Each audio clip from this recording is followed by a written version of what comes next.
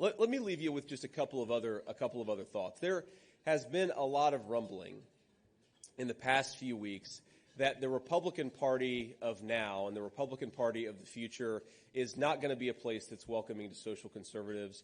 And really, from the bottom of my heart, I want to say that is not true. Social conservatives have a seat at this table, and they always will, so long as I have any influence in this party. And President Trump, I know, agrees.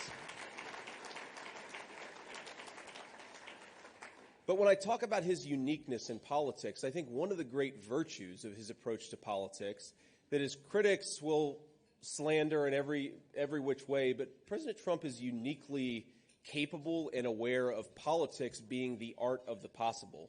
What can we accomplish in the here and now? How do we advance the ball 1 yard before we advance it 10 yards before we advance it to a touchdown? And so I'd ask my social conservative friends, as you see the administration unfold, as you see the campaign unfold, remember that this is a guy who delivered for social conservatives more than any president in my 39 years of life. I think he deserves a little bit of grace, and he deserves a little bit of trust, and I hope that we will all provide that to him. I certainly know that as his running mate, I will.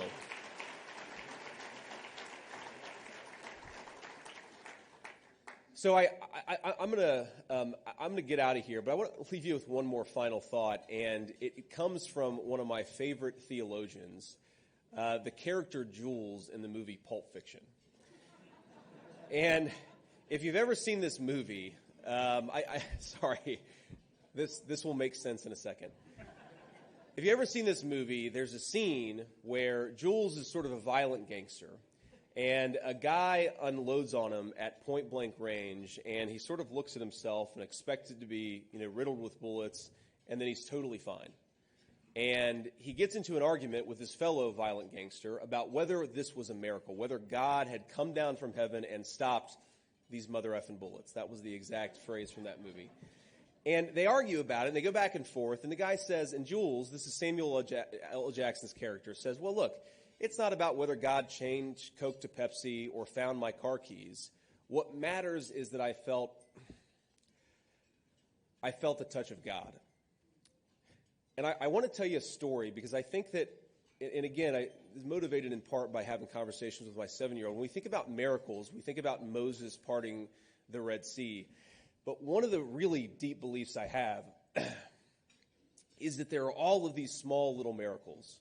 And if you look for them, you actually see them. And I'll tell you, yesterday morning, I woke up. I went to bed around 1 in the morning, and I woke up around 3:30 in the morning. And, my mind is racing. I'm the kind of guy, I sleep like a baby. Even the past couple of weeks going through this vetting process for the vice presidential nomination, I still slept like a baby. My head hits the pillow, I'm out. I wake up 6 hours later, and I feel great. That's how it's always been for me.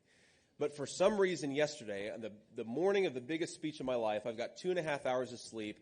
My kids aren't going to be up for 3 or 4 hours, so I'm bored, alone, anxious, and thoughts are racing through my head a mile a minute. And I say very simply, after 30 minutes of trying to count sheep or count backwards from 500 to 1, I finally just say, Jesus, please help me. And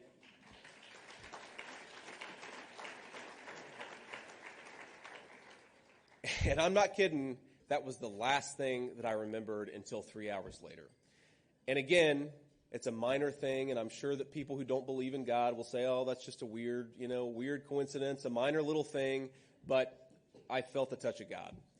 And I think that if we look out there and we look in this country, we look at our past and we hopefully envision a future, we remember that there's a lot of little touches of God in our past, in our present, and in our future. We just have to look for them. Thank you. God bless you guys, and thanks for having me.